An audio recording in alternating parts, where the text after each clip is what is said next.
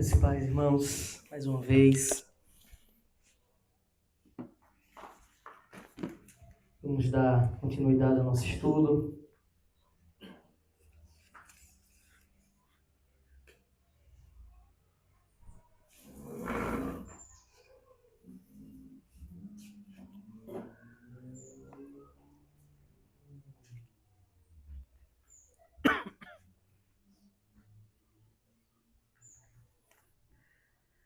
Estudo que os irmãos sabem que temos feito tem por título 9 marcas de uma igreja saudável, né?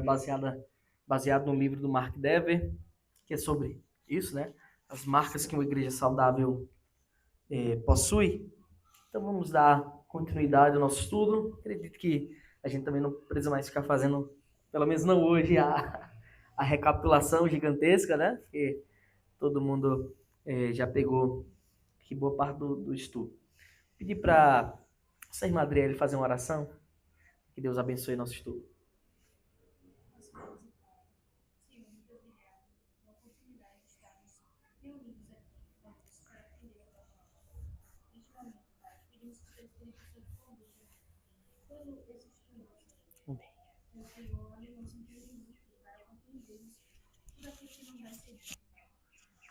Também pedimos que o Senhor ajude o nosso pastor a trazer a palavra de forma agradável a todos, que possamos ser edificados e assim crescer na graça e no conhecimento da tua palavra. Amém. Em nome de Cristo, amém. Amém. Então hoje, querido, nós entramos na quarta marca, né? O capítulo 4, a quarta marca, que é uma igreja saudável. Ela precisa, e quando a gente fala de igreja, a gente não fala apenas da denominação, de quem está à frente, mas do corpo, tá? Precisa ter um entendimento bíblico da conversão. Isso é muito importante.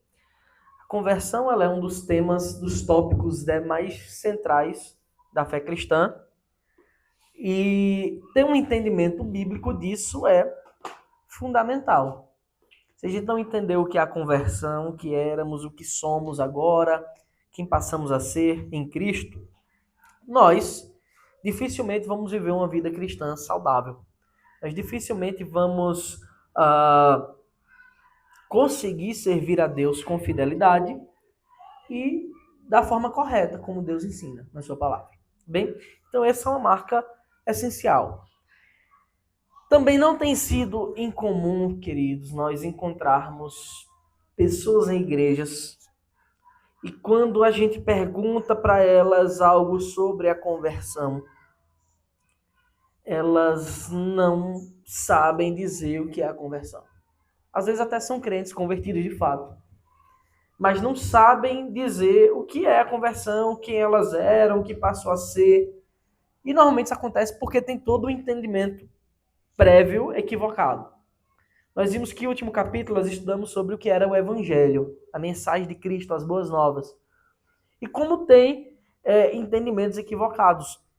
Às vezes que pegam apenas verdades do Evangelho mesmo, mas não toda a verdade.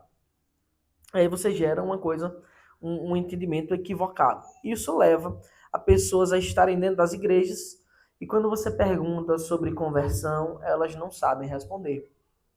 Algumas acham que é apenas aquele momento em que elas foram, na maioria das igrejas que tem essa prática, né? Foram aceitar Jesus. Foram lá na frente da igreja, fizeram uma oração, o pastor fez uma oração, né? Senhor Jesus, recebe a minha alma, o meu coração, né? E aí elas acham que aquilo ali é a conversão, né? Então, é necessário termos um entendimento bíblico, tá? E já que a gente entrou nesse tema, né? Essa prática de aceitar Jesus na frente da igreja é uma coisa muito recente, tá, irmãos? Isso não faz parte da igreja histórica, não. Né? Isso não faz parte. O problema também nem está no termo aceitar Jesus, né? As pessoas pensam, não, é Cristo que me aceita, de fato. Não tá, o problema não está no termo. A gente até pode usar o termo, fulano aceitou Jesus, no sentido da responsabilidade humana.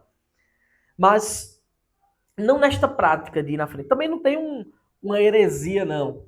O problema é que, infelizmente, o contexto onde a maioria das vezes ela ocorre é um contexto de apelo emocional. Aí você vai dizer, Mário, você é contra o apelo? Aí eu lembro de um pastor reformado pregando diz, não. Eu apelo a pregação inteira. Alguém disse assim, você não faz o apelo no final. Não, eu apelei a pregação inteira, o tempo todo eu estou dizendo, você precisa de Cristo. Cristo veio morrer por você. Se você não recebê-lo urgentemente, você vai para o inferno. Isso é um apelo o tempo todo, né? O problema é que o apelo que as pessoas estão acostumadas, que acontecem nas igrejas, esse apelo para a conversão, que não existe, não é assim, não se apela para nesse aspecto, né? É um apelo emocional.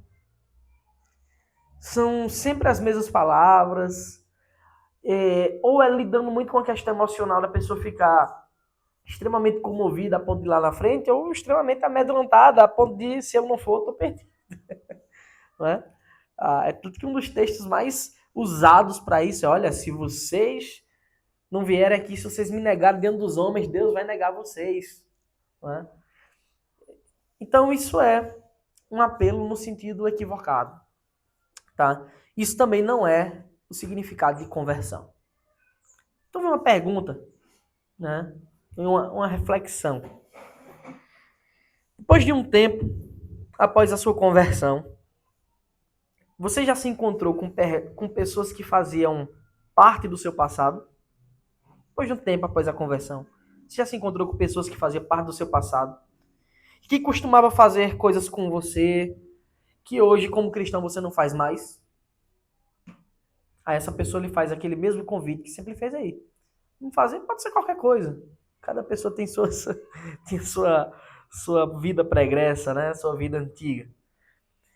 E você disse que agora não fazia mais o que antes fazia, porque se converteu a Cristo. Né? Você disse que mudou e que era uma nova criatura. Isso já aconteceu com vocês? Em algum momento da vida? De alguém fazer um convite de algo que era muito comum, mas que agora você se vê em em outra vida, numa nova vida. E aí, irmãos? Já ou não? Acho que todo mundo, né? Tirando quem nunca teve uma. Quem a gente diz que é crente de berço, né? Que nasceu. Né? Até as pessoas que são crente de berço, né? Como a Raquel, passam pelo momento da conversão em algum momento da vida. Mas talvez seja mais difícil enxergar esses, essas coisas mais drásticas, né? Essas mudanças mais drásticas. Então, se algo parecido já aconteceu com você, e você já disse, olha, eu não posso mais, não faço mais isso não. Aí você deu o seu relato de mudança para a pessoa. Qual foi a reação dela? Qual foi a reação dessa pessoa? Já tiveram que dar esse relato? Às vezes a gente só se esquiva, né? Dá uma desculpa. Não, não tô muito afim, não. Mas às vezes a gente diz, eu não faço mais. Cristo me mudou. Eu não ando mais em bebedices, eu não ando mais em festas, de algumas naturezas, eu não ando mais em práticas pecaminosas, não pratico mais imoralidades, eu não faço mais atos de corrupção, eu não entro mais em esquemas, né? Pode ser qualquer coisa. Você já deu esse relato? A conversão, né? Eu acho que eu sou mais novo aqui, né? É só após o batismo ou não? Não. Vamos chegar lá. Vamos chegar lá. Eu vou dar a definição daqui a pouquinho. E aí? Vocês já tiveram que falar para alguma pessoa que você não faz mais isso? E qual foi a reação da pessoa? Lembra da minha prima que eu trouxe aqui? Sim. Pois ela tá lá em casa. Ela veio pra ir pra cá. Então é recente. É recente, hoje não, tem que dar. Sim. Aí ela pediu pra ir lá em casa. Aí ela veio pra mim e falou: eu vou, mas só pra ter a prova, porque eu já não me sinto bem nesses ambientes. Mas Sim. me conte, como é que você sentiu, que você não se sente mais bem? Ela foi me perguntando, entendeu? Sim. Aí eu fui explicando pra ela que tinha sido uma coisa natural, que que eu já não me sentia bem no ambiente que eu ia, mas sentia que eu tava fazendo algo errado, que não era pra eu estar aqui. É um ambiente estranho, né? Que foi aos poucos, assim, não foi algo. Não foi pela Sim. minha própria força, e também não foi algo repentino, mas que eu também tinha que fazer a minha parte. Sim, exatamente. Porque faz parte, ele chama a gente pra isso também, né? Exatamente. Ele faz a parte dele, de nos convencer, que é o incômodo que a gente sente, mas a gente tem que fazer a nossa também e nos preservar, né? Amém. E obedecer, né? Exatamente. Perfeito, perfeito. Então, acho que muita gente, todo mundo já passou por isso, né? Talvez o que algumas pessoas façam é só se esquivar, né? Dá só desculpa, eu não quero não tô muito afim, né? Evitar uma conversa difícil. Mas às vezes o testemunho de mudança ele é importante, né? Mark, Mark Dever, né? Ele relata um fato. As pessoas geralmente mundanas, né? Têm uma grande desconfiança sobre este quesito que nós vamos lidar hoje, né? Com o conceito correto da conversão, que é sobre a mudança de vida, tá? E muitos, principalmente os descrentes, né? Nesse caso você citou uma pessoa que está se aproximando, né, de Cristo, mas boa parte dos descrentes, eles são céticos quanto à possibilidade de mudança, não é? Quando eu me converti, eu fui para uma igreja, né? Uma igreja batista, e essa igreja ela é conhecida na cidade, né, por ter uma presença muito forte de jovens, tinha muitos músicos, povo que toca muito mesmo. E um dia uma pessoa muito próxima a mim, um familiar, né, falou algo do tipo assim: "Ah, então você tá indo para a igreja dos ex". Fiquei meio sem entender, né? Aí a pessoa só tá assim: "Lá tem ex tudo". Ou seja, tem alguém que deixou de ser, era tudo que não presta, lá tem ex tudo. O tom que essa pessoa falou não era um tom legal. Ó, que bom, lá tinha várias pessoas que deixaram a vida antiga, não. Era um tom de desconfiança, um tom jocoso, né? Então, era como se a pessoa quisesse dizer assim: olha, você aprontou tudo, fez tudo que queria fazer na vida, né? E agora, acho que é só dizer que é crente, tá tudo certo. Eu não preciso nem dizer que a pessoa que disse isso, né? As pessoas que disseram são extremamente católicas, né? E que no catolicismo está profundamente enraizada a ideia, a necessidade de salvação pelas obras, né? Não preciso nem dizer isso, né? Então, foi um tom jocoso. E eu lembro que na minha pouca sabedoria, né, no meu pouco conhecimento de recém-convertido, a única coisa que eu soube dizer era: é melhor ser ex do que ser atual. É melhor ser ex tudo do que ser atual alguma coisa, né? Mas é interessante como há uma desconfiança muito grande acerca da mudança de pessoas. Você olha pessoas que você conhecia, isso acontece até com crentes, com cristãos, tá? Há uma desconfiança. Tem um exemplo bíblico, né? As pessoas desconfiaram muito de Paulo após a conversão de Paulo. Cara, Paulo era um perseguidor da igreja. Alguém possivelmente responsável pela morte de muitos cristãos. E do nada o cara se converte. Será que ele não está se infiltrando aqui para matar a gente? Houve uma desconfiança. Mas a nossa desconfiança, às vezes, é por coisas bem mais banais. A gente conheceu uma pessoa desde pequeno, de muitos anos, a gente pensa: não, eu já conheço, ali não muda não, ali é... A pessoa muda, porque a conversão, um dos aspectos da conversão é a mudança, tá?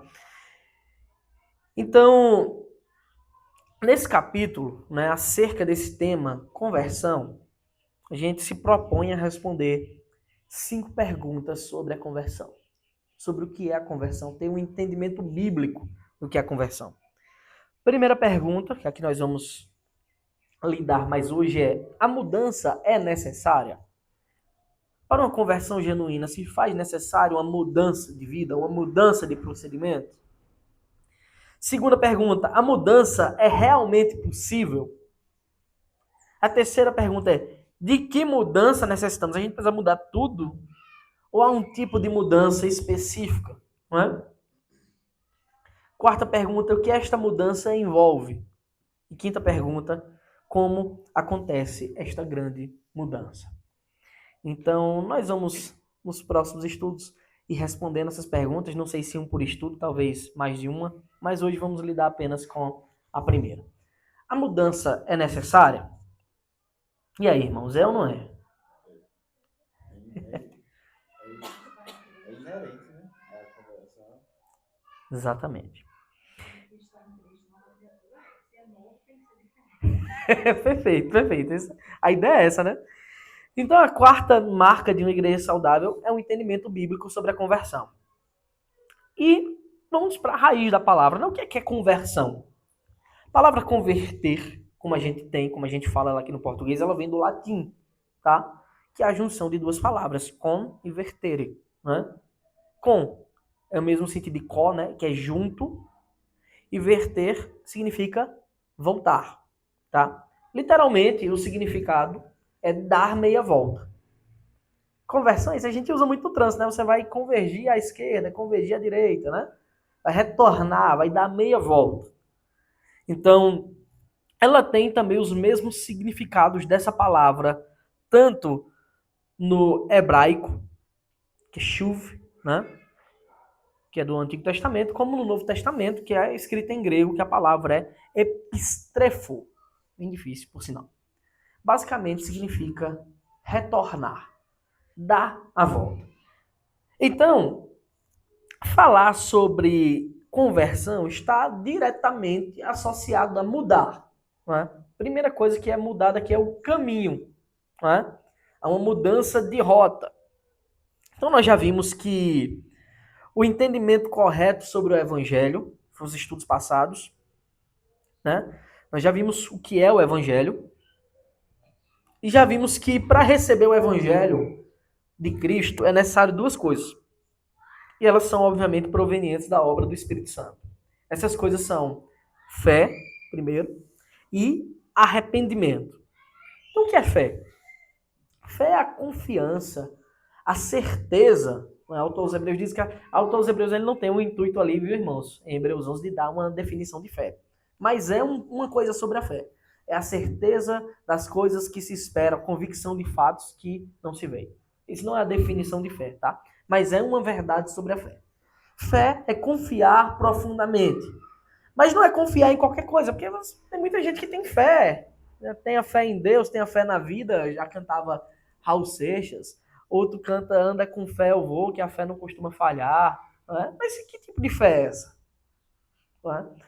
É necessário a fé genuína para a conversão verdadeira, para recebimento do evangelho. A fé genuína é a confiança em Deus plena e naquilo que ele promete e naquilo que ele diz. É uma confiança profunda a ponto de largarmos tudo e seguir ao mestre. É aquilo que Cristo diz, que eu já disse outras tantas vezes aqui, que é uma das minhas parábolas preferidas, né? Do negociante de joias, que negocia joias. Um dia ele encontrou a pérola de grande valor, então ele vai e vende tudo que tem, porque ele vê que aquilo ali não valia mais nada, ele queria aquela pérola, que é o reino de Deus. Ou seja, é deixar tudo para o reino de Deus. Fé é isso, é confiar de tal maneira que você tenha certeza de que a sua vida, de que o modo como você vivia estava extremamente errado. E você precisa abandonar para seguir ao Senhor Jesus Cristo. Então a fé verdadeira, ela leva ao segundo ponto, que é para o recebimento do evangelho, que é o arrependimento. Porque quando você crê no que Jesus está dizendo, quando você crê na palavra de Deus, você crê em tudo aquilo que a gente já viu. Deus é o Criador, o homem se rebelou, tornou-se inimigo de Deus, pecou, assim. Então, é necessário que a fé, a confiança em Deus, ela gere um senso de arrependimento. Eu me arrependo, eu descubro que eu vivi errado. Arrepender significa dizer, eu preciso mudar. Arrepender é você olhar para trás e ver, olha, eu desperdicei a minha vida. Se eu soubesse, antes eu não faria isso agora apenas, eu teria feito antes. Eu não teria feito as coisas que eu fiz. E algumas pessoas dizem, não, foi muito bom o que eu fiz, eu preferia ter feito, faria tudo de novo. Não. Arrependimento, ele implica em você descobrir que o que você fez, como você andou no passado, era a maneira errada. Que se você tivesse a oportunidade antes, você mudava antes. Você não precisava quebrar a cara com o pecado. Então, fé e arrependimento, né, essas coisas, elas implicam, né, que é no recebimento do evangelho, implicam na conversão. E a conversão, automaticamente, diante de tudo isso, implica em mudança. Então vem a primeira pergunta, né? Que eu já fiz, já adiantei. A mudança é necessária? E vocês responderam, isso é algo inerente ao Evangelho. É óbvio que é necessário. A mudança é parte fundamental da conversão. Tá? Só que isso não tem sido incomum em algumas igrejas, a ideia de que as pessoas não precisam mudar. Vocês sabiam? Eu não estou falando do mundo não, tá, irmãos? Quer dizer, deixa de ser o mundo, nesse caso. Mas de gente dita cristã, gente dita evangélica, com essa ideia de que não precisa mudar. E aí? O que vocês acham desse tipo de igreja? Eu posso citar aqui as igrejas, isso tem sido muito comum em nossos dias, espero que ninguém me processe, né? As igrejas inclusivas, né? Que tem como lema, venha como está e permaneça do mesmo jeito, né? Ah, se você é homossexual, não tem problema. Aqui, os nossos pastores, pastoras e pastores, e o pastores aqui é naquele mesmo sentido todos, né? Eles são casados, tem pessoas aí casadas do mesmo sexo, a gente faz o casamento aqui, inclusive. Não tem sido incomum não, irmãos. Tem igrejas grandes hoje assim, igrejas inclusivas. Olhando para as escrituras, são igrejas evangélicas, tá? Eles cantam músicas como nós, eles têm uma liturgia. Olhando para a igreja assim, você diz, essas pessoas se converteram a Cristo? O que é que vocês dizem? Não me deixe dizer só não. Se for para ser processado, vamos ser processados todo mundo junto. Tem advogados aqui para cuidar da gente. E aí, Henrique? É óbvio que não. É óbvio que não. Essas pessoas não se converteram de verdade. Porque a conversão em Cristo não é o ato de tornar-se membro de uma igreja. Porque algumas pessoas tornam-se membro da igreja até por gostar de Deus, da ideia de um Salvador. Só que quando você passa a escolher os pecados que você precisa se arrepender e mudar, dizer outros pecados, eles não são pecados, são relativos. O Deus da Bíblia não é o seu Deus. Você é o seu Deus. Você é o legislador. Você está tomando a posição de Deus de dizer o que é certo e o que é errado. Né? Pode falar. Eles pularam a parte que você citou do evangelho necessário, né? Ele quer minha vozinha, negue-se a si mesmo, pegue a sua cruz. Siga-me. Eles estão rejeitando negar a si próprio, né? Isso. Converter a Bíblia à sua própria versão, né? Fazer não a vontade de Deus, mas a sua própria vontade, né? E a gente sabe onde é que isso acaba, né? Exatamente. Isso. Infelizmente não é. O salário do pecado é a morte. Né?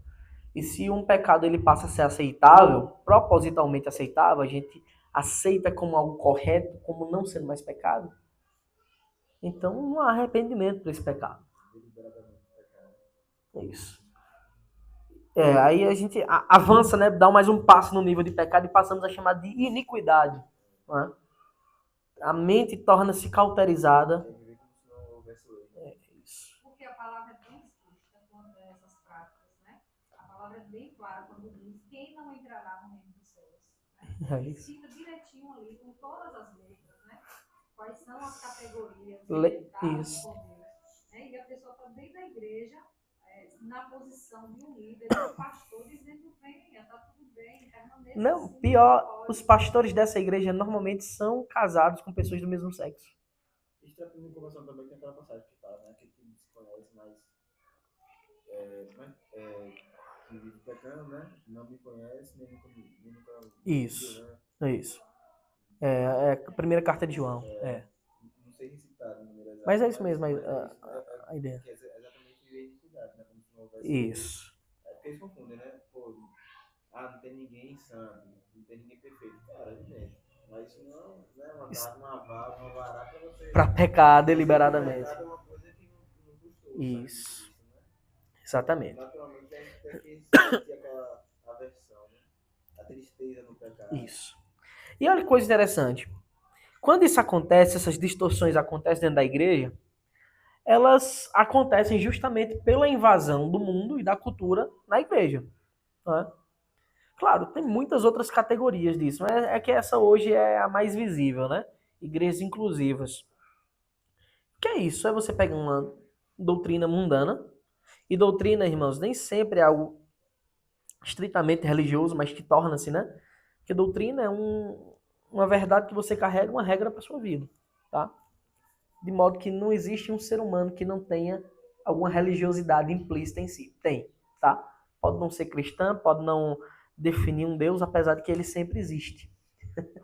Ele sempre existe. Às vezes é o próprio ventre, às vezes são os amigos, os familiares, alguma filosofia de vida, tá? Mas isso é a igreja, né, se misturando, o mundo se misturando com a igreja, e temos aqui essa coisa que é muito moderna, né, muito dos nossos dias, né? Esse entendimento, né, progressista, diabólico, maligno, diga-se de passagem, invadindo a igreja e as pessoas tomando essas posições, tá? Então, respondendo a pergunta do nosso irmão Dalbert, que tem tudo a ver com isso, o que é conversão? Conversão é o recebimento do evangelho com fé e arrependimento. E no momento que isso acontece na vida do indivíduo, que há essa transformação, ele já é convertido e já é um crente. Tá? Então a conversão ela não acontece no momento do batismo. E muitas pessoas ainda, infelizmente, têm essa ideia, né? O que acontece no momento do batismo é a declaração pública, que é uma ordem de Deus, uma ordem de Cristo, então aqueles que são convertidos, eles têm a necessidade e o desejo de se batizar. E essa é uma declaração pública de que Cristo mudou a minha vida e eu não sou mais a mesma pessoa. Aí esse é o ponto do batismo, né? Que é um ponto que eu acredito que a gente vai falar mais adiante também, sobre as ordenanças. Tá bem? Mas essa é a conversão, não é? Que implica em salvação. Ela acontece no momento em que a gente crê pela fé e se arrepende dos nossos pecados. Então, para que a gente responda biblicamente, né, usando um texto bíblico sobre essa necessidade de mudança, tem muitas, né? Tem muitos textos. Mas eu quero pegar um que a gente fala muito e a gente não percebe que o texto também diz isso, que é o texto talvez mais conhecido da atualidade da Bíblia, que é João capítulo 3, a partir do versículo 16. Convido vocês a abrirem suas Bíblias para a gente ler do 16 ao 21.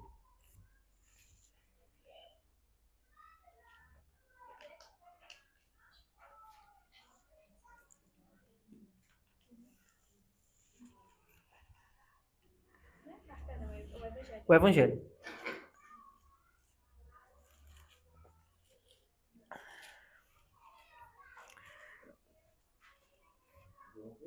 João 3,16. A partir do versículo 16.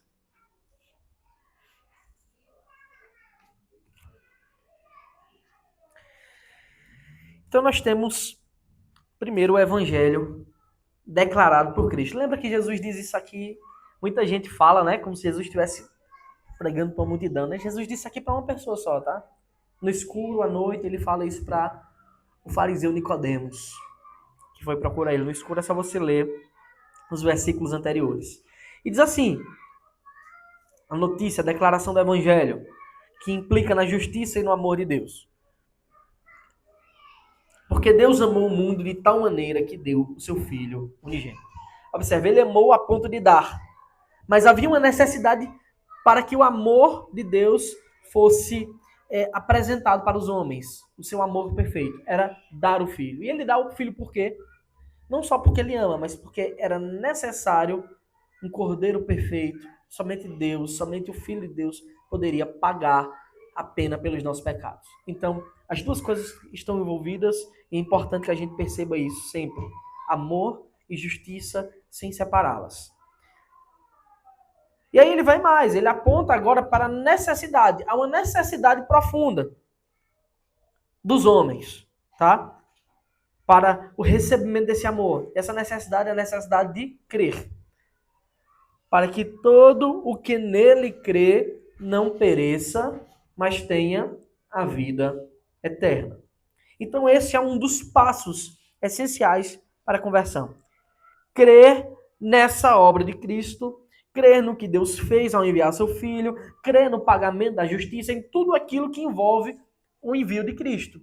São muitas coisas, tá, que estão envolvidas. O envio de Cristo envolve aqui a encarnação do Verbo, Deus eterno fazendo-se carne, vindo em uma concepção milagrosa pelo ventre da nossa irmã Maria, não é? Vivendo uma vida perfeita, uma vida que nós chamamos de vicária substitutiva, para morrer uma morte perfeita, uma morte injusta em um sentido, porque ele foi levado por um juízo opressor, como diz Isaías 53, mas na verdade ele estava entregando a sua vida. Devemos saber que em nenhum momento isso saiu do controle de Cristo, ele não deixou de ser Deus, apesar de ter se esvaziado profundamente para a realização dessa obra. Não é? Nós temos o desamparo do Pai, então é toda a obra, é necessário crer, para que todo que nele crê não pereça. E aí vem uma promessa: quem nele crê não perece, mas tem a vida eterna.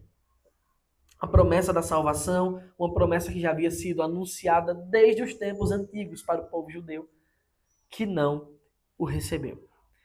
E aí Jesus começa a contar um pouquinho mais sobre a missão, sua missão.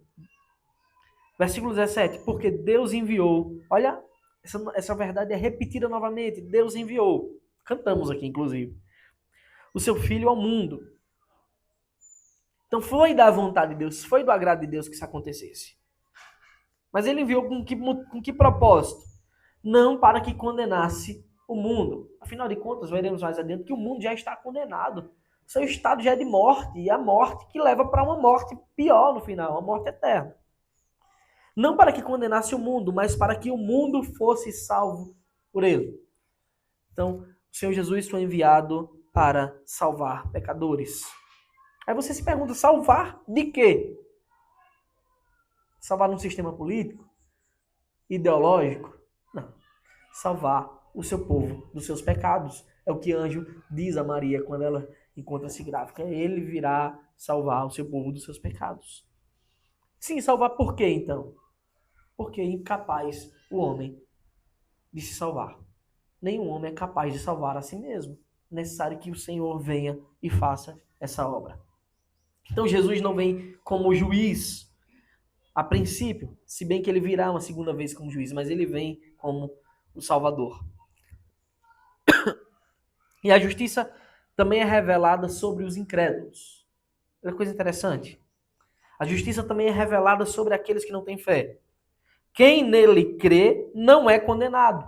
Aqui é a sentença final de todo aquele que recebe Cristo pela fé. Ou seja, de quem se converte ao Senhor. Mas o que não crê, ou seja, o incrédulo, ele já está condenado. Ele já está condenado. Ainda que a sentença, ainda que ele já não esteja pagando pela sentença, mas ele já está condenado. E ele está condenado por quê? Aí você vai citar, por vários pecados, né? Sim, todos os pecados o condenam. Mas, em especial, o seu único remédio possível, eles não receberam. Eles não tiveram fé e voluntariamente rejeitaram. Então, por que eles já estão condenados? Ao que Cristo disse, porque não crê no nome do unigênito Filho de Deus. Esse é o maior de todos os pecados. Esse é propriamente uma blasfêmia contra Deus, uma blasfêmia contra o Espírito Santo. Para quem tem medo de blasfemar, né? Blasfemar é ser incrédulo, tá, irmãos? E não crê na obra de Cristo.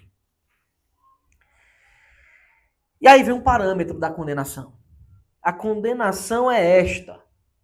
2 pontos. Aí Jesus vai citar o que é a condenação. A luz veio ao mundo, que é a luz, ele mesmo. Mas os homens amaram mais as trevas do que a luz, porque as suas obras eram más. Olha que coisa interessante. Os homens amaram mais as trevas do que a luz. Ou seja, foi-lhes dada a oportunidade de arrependimento e de mudança. Mas a luz não agradava, eles preferiam as trevas. Preferiam manter-se no estado de pecado que ofende ao Senhor. E Jesus faz uma análise da vida desses pecadores impenitentes. Por que eles preferiram as trevas? Porque eles preferiram viver no estilo de vida que era morte, na verdade. Versículo 20. Pois todo aquele que pratica o mal detesta a luz e não se aproxima da luz. Porque o que acontece quando você se aproxima da luz? Todo mundo lhe vê. No escuro você se esconde, mas diante de Cristo tudo está patente diante de todos. E não se aproxima da luz para que as suas obras não sejam reprovadas. Quem se aproxima da luz numa vida de trevas tem as suas obras reprovadas. É o que aconteceu com todos nós aqui. Quando nós nos aproximamos de Cristo pela primeira vez, a luz incidiu e mostrou coisas que nós nem mesmo enxergamos, que nem nós mesmos enxergávamos sobre as nossas obras. E a gente viu, meu Deus, estou fazendo tudo errado. Só quem se aproxima de Cristo tem suas obras reprovadas, mas quem faz isso por amor também larga essas obras, porque ninguém quer ficar perto de Cristo com obras reprovadas. Muda-se o estilo de vida para viver para a glória de Deus. Ao que Jesus diz, ele faz agora também uma análise sobre os convertidos. Quem pratica a verdade se aproxima da luz, ou seja, mais se aproxima da luz, para que as suas obras sejam manifestas, porque são feitas em Deus. E agora sim, quanto mais praticamos as obras da luz, a verdade de Deus, mais nos aproximamos de Cristo. Porque aí as nossas obras, elas podem e devem ser manifestas. Porque elas são feitas em Deus, por Deus, em nós. Então, descobrimos que a verdade, ela é algo que se pratica. Quem pratica a verdade não é simplesmente algo que se crê.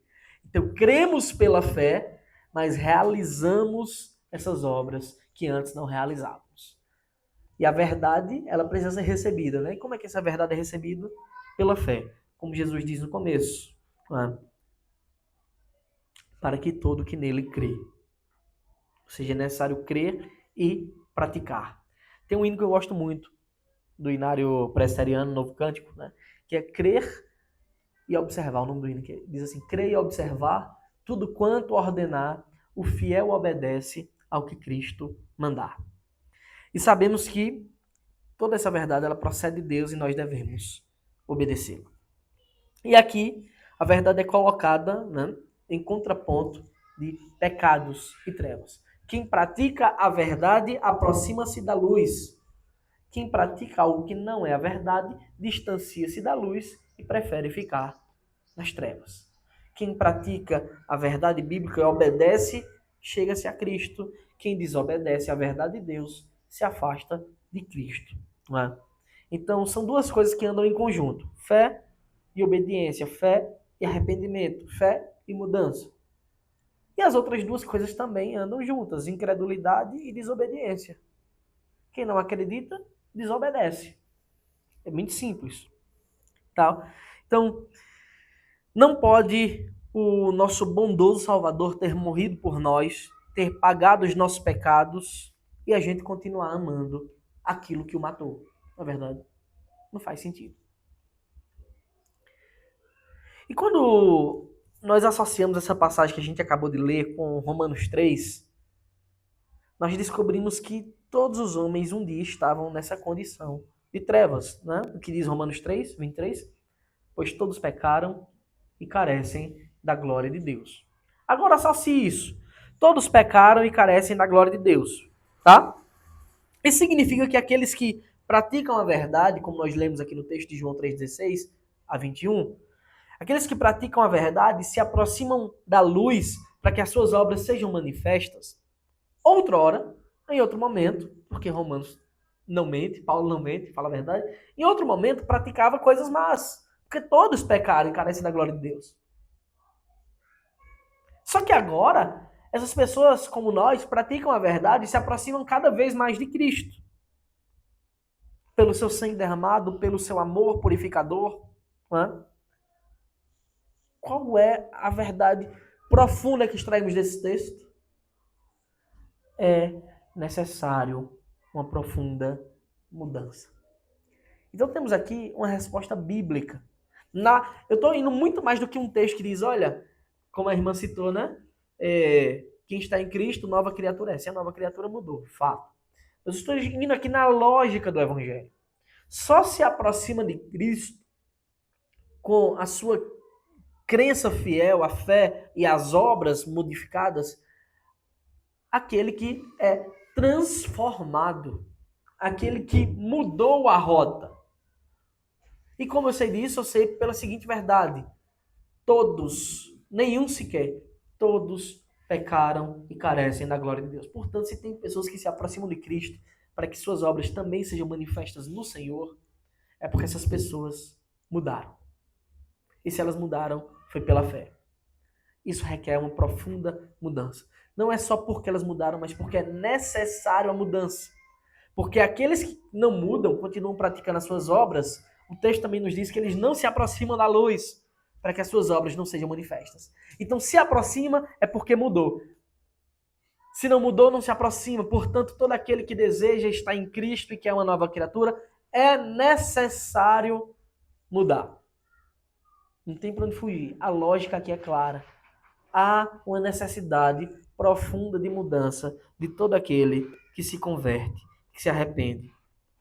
Tá?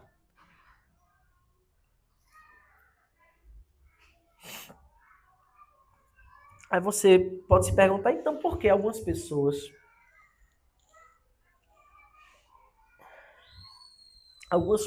que se dizem cristãs e não mudam e não acham que é necessário a mudança, vivem assim? Então a resposta é: o que Oi? Também, é. Essa é a resposta mais ampla, né? Não se converteram. Mas a resposta pontual, bíblica, não é? Essa também é verdade, perfeito. Não é? Que o que eu vou falar leva a isso aí. Mas o que falta a essas pessoas é um profundo senso de pecado. O que falta a essas pessoas é a convicção de pecado. E se falta a convicção da malignidade, da mortalidade do pecado, é porque também falta a fé. Não é? Porque a convicção ela vem por causa da fé. Então o que muitas pessoas têm nessas igrejas é uma fé falsa. Elas creem naquilo que inventam. E quando você crê naquilo que inventa, você até crê verdadeiramente. É até um tipo de fé. Mas não a fé genuína. Porque a fé genuína ela é ancorada na revelação de Deus, em Cristo. Naquilo que Ele requer de nós. Não naquilo que eu acho que é melhor. Tá? Era até isso que eu te perguntar agora. A pessoa que vai na igreja, nessas igrejas progressistas aí, traz o pecado do mundo para a igreja, a pessoa não seria salva por causa do ensinamento da igreja? Não, é porque ela não tem fé em Cristo. Ela não tem fé no verdadeiro Cristo. Assim como a igreja católica. Uma pessoa leiga que não entende o assunto, que é nova, Sim. se converte, quer praticar os ensinamentos da igreja, mas não entende muito o pastor Sim. que está trazendo o pecado do mundo para a igreja e joga esse ensinamento para a igreja toda. A pessoa realmente acha que isso é a verdade. Sim. Aí a pessoa não seria salva. Sim, não é. Se ela viver nesse aspecto, sem mudança. Mas ela tem conhecimento. Então, ela não tem o conhecimento. Ela crê numa mentira, né? Se o pastor joga para ela crê na mentira, ela não é salva. Agora, qual é a grande questão que você está querendo levantar? Um eleito de Deus, um servo de Deus verdadeiro, chega numa igreja como essa. Todos nós chegamos aqui, provavelmente já passamos em outros lugares antes, que até eram... Eu lembro que quando eu era pequeno, minha mãe, lá perto de casa, tinha uma igreja adventista, a gente frequentava muito, parecia muito bonito. Tinham verdades que eram ditas, mas não era a verdade completa do evangelho, eram algumas verdades. E a gente frequentou por um tempo a igreja adventista. Tem familiares católicos, todo brasileiro praticamente ele é iniciado dentro do catolicismo, não é? Tem verdades do catolicismo, é óbvio que tem verdades, não é tudo que eles falam que é mentira, que é uma heresia. Entende? Então o que é que acontece? Assim como todas as outras seitas e igrejas falsas. A pessoa, em algum momento que converte-se de verdade, ela percebe o erro e muda, e sai. Entendeu? Ela não fica enraizada naquele lugar. Então, ou Deus levanta servos para mostrar o erro para a pessoa, ou a pessoa em sua leitura devocional, que deve haver, e busca do Senhor. Leia nas Escrituras e diz, olha, a Escritura diz uma coisa, vocês estão dizendo outra, tem alguma coisa errada. Eu lembro como hoje, meu pai sempre foi um leitor, meu pai foi de casa a última pessoa, né, a se converter mesmo, assim, a firmar-se na igreja. Mas eu lembro desde criança, meus pais iam para o encontro de casais da igreja católica, e eu lembro de meu pai brigando com todo mundo, a gente tem uma personalidade um pouco parecida, de debater com todo mundo. A Bíblia não ensina a adorar a imagem. E ele permanecia na igreja católica. E ele brigava com todo mundo. E estava claro, realmente ele estava certíssimo. A Bíblia não ensina em momento algum. Ele se recusava a rezar a Ave Maria. Porque era óbvio que a Bíblia nunca ensinou isso. Veja, ele não era ainda um convertido, mas tinha esse profundo... essa coisa enraizada pela leitura pessoal, que depois Deus usou isso, obviamente, para revelar o resto das verdades do Evangelho, a necessidade da graça e da conversão. Então, todas essas coisas fizeram parte da construção, né? Nossa, também minha, porque eu via quando criança isso, meu pai já era um leitor da Bíblia, mesmo antes de ser meus pais, na verdade, eram leitores antes de serem crentes. Então, isso é uma verdade. As pessoas podem conhecer verdades sobre Cristo, verdades importantes nesses lugares, e depois se converterem verdadeiramente a Cristo? Podem sim, tá? A verdade é, elas vão sair. Elas não vão permanecer no mesmo lugar. Vão perceber as distorções, vão perceber os erros e vão abandonar as heresias. Responda a pergunta? Mark escreve o seguinte, o que acontece quando o Espírito de Deus começa a nos convencer desta maneira, ou seja, do senso do pecado, é que à medida que ele focaliza a nossa atenção a determinado pecado, esse pecado parece mais sério do que parecia antes. E começamos a perceber a seriedade do pecado, especialmente a seriedade de seu caráter mortal, como um ato de revolta contra o próprio Deus. E é isso que vai acontecendo em nós. A gente vai percebendo esse pecado que eu aceitava tanto na minha vida, agora eu estou vendo que ele mata. E Deus vai nos dando um profundo senso, uma profunda convicção de pecado e que necessitamos abandonar esses pecados porque eles são maus. Não é? E é só quando sentimos o que Davi sentiu que a mudança começa a brotar em nossos corações. Davi sente esse profundo senso de pecado em determinado momento e ele escreve o Salmo 51. Convido você a abrir também esse texto. A gente está caminhando para o final. Um final longo, mas estamos caminhando.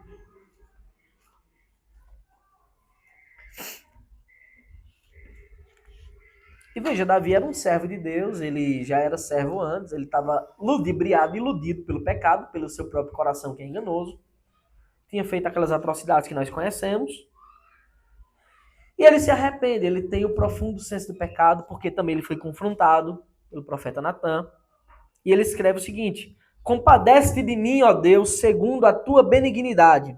Ele clama pela misericórdia de Deus, a compaixão de Deus.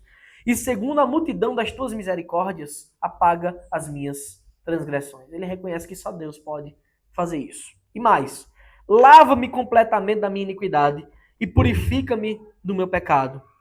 Pois eu conheço as minhas transgressões e o meu pecado está sempre diante de mim.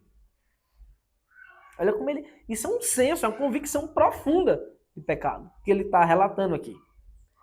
Aí ele fecha, né, essas palavras com o seguinte: pequei contra ti somente, e fiz o que é mal aos teus olhos, de maneira que serás tido por justo no teu falar e puro no teu julgar. E aí ele deslancha, ele continua: eu nasci na iniquidade e em pecado me concebeu a minha mãe. Ele reconhece a sua raiz pecaminosa. Eis que te agradas da verdade no íntimo e no oculto me fazes conhecer a sabedoria. Purifica-me com esopo e ficarei limpo. Lava-me e ficarei mais alvo do que a neve. Faze-me ouvir júbilo e alegria, para que exultem os ossos que esmagaste. Esconde o teu rosto dos meus pecados e apaga todas as minhas transgressões. Cria em mim, ó Deus, um coração puro e renova dentro de mim um espírito inabalável. Então isso é uma profunda convicção de pecado que leva a uma consequência. Busca por mudança, arrependimento.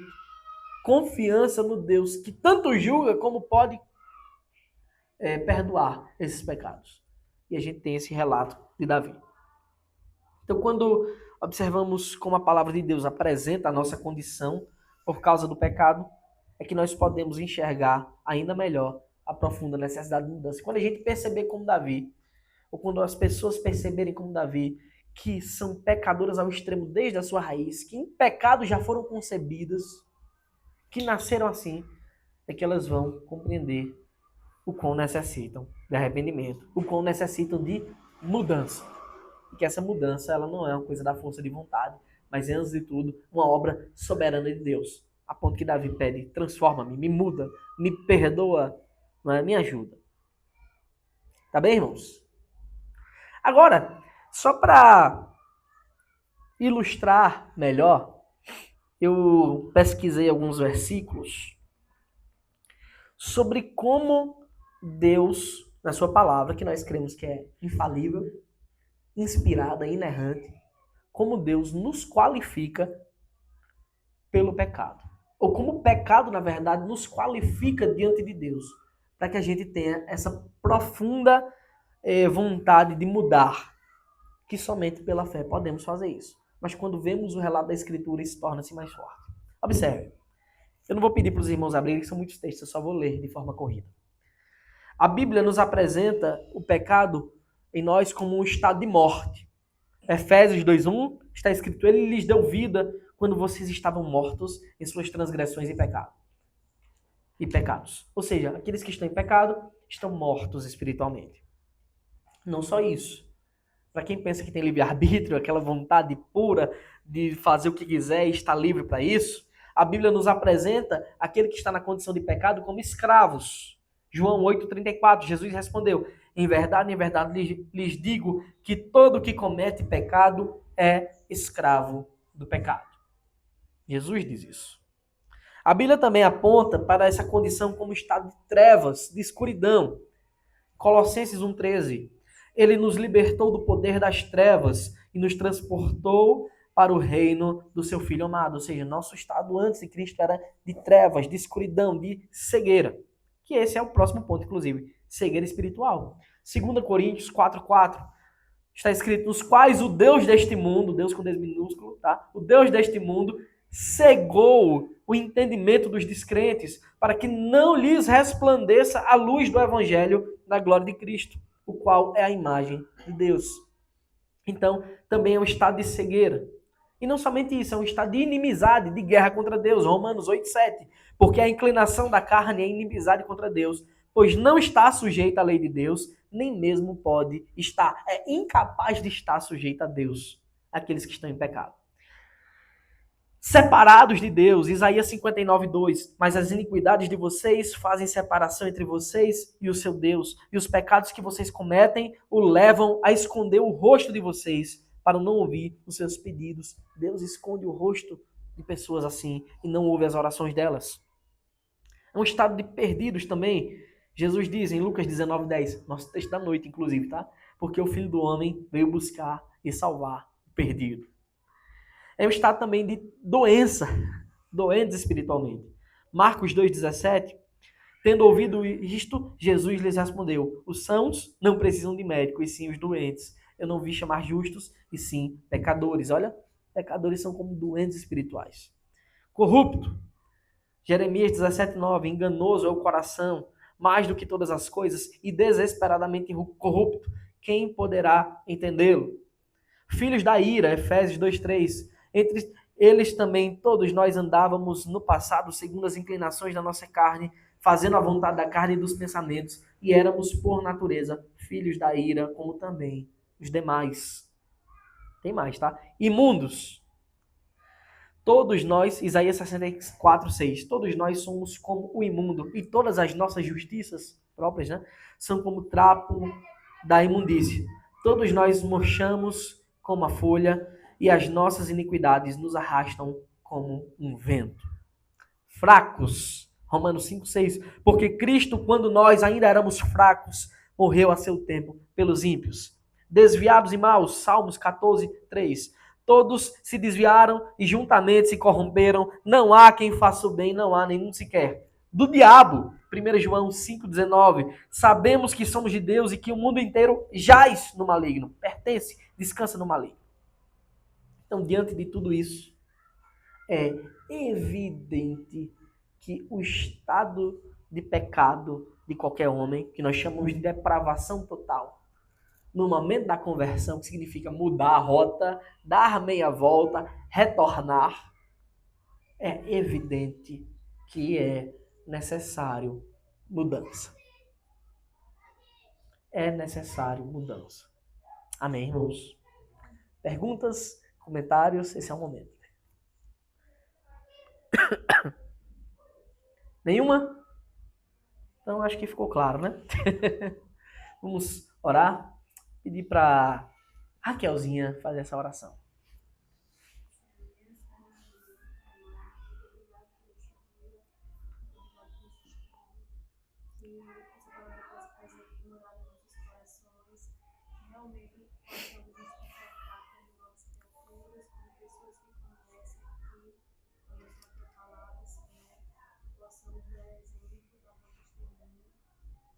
Possamos ser cada vez mais transformados, lavados, Senhor Deus, pelo sangue da tua palavra, possamos a cada dia mais te adorar e viver uma paz. Leva cada pessoa para casa em segurança, e possamos estar aqui retornando mais tarde para Amém.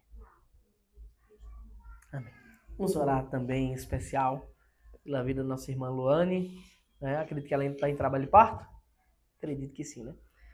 Senhor nosso Deus, Pai amado, abençoa a tua serva, que nesse momento está para dar luz, e que seja um momento, apesar das dores, frutos dos nossos pecados, mas que seja um momento de alegria, que o Senhor, ó Deus, de uma maneira especial, sobrenatural, a conduza nesse momento, fortaleça, alivie as dores e que isso tudo seja para a tua glória.